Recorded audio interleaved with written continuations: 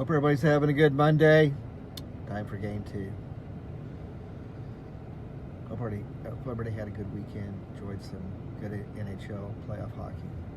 Not what we saw here Saturday afternoon.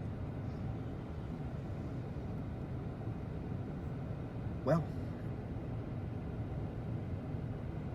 home team, as usual, struggling in game 1 of the first round.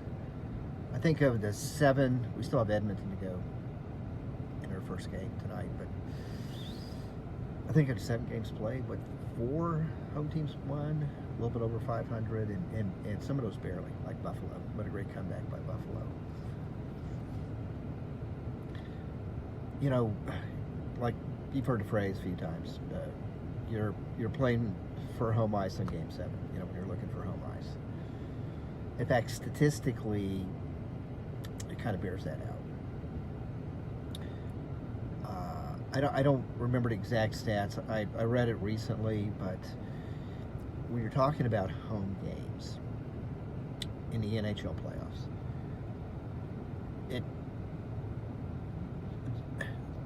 the home team, it gets better for the home team the deeper that you go into the playoffs.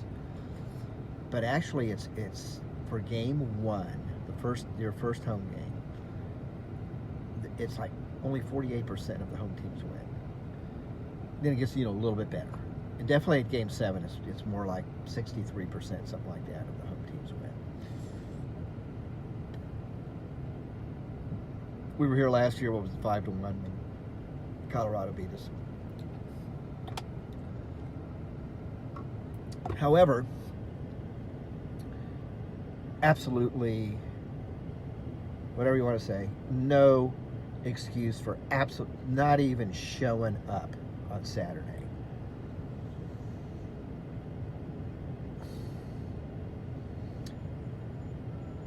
I found it interesting what Golickson was saying yesterday after he had the opportunity to really digest the video. He characterized it as not as much an effort issue. And I think in the first period, while they were tentative, I think there was still some effort there. But like Golickson said, they were out executed. So, my theory on what happens to teams in game 1, and why I think that Golickson hit it on the head,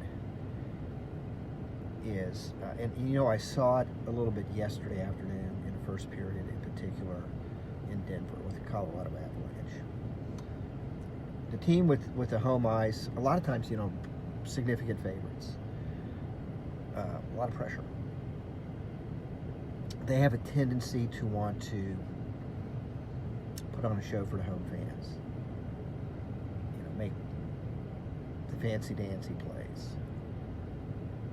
Toe dragging everywhere. Drop passes.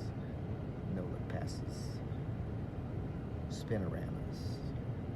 Kind of like, Disney on ice. And when you do that, you don't execute. You're offsides all the time. Half the time, the other players on your team have no freaking idea what you're doing, and you end up with, with Dallas Scott on Saturday. I think that had a lot to do with it, and I think that's part of what plagues teams on game 1. So once they get the playoffs started, you get punched in the mouth. As they say, a playoff series doesn't start till somebody loses a home game. So it looks like our series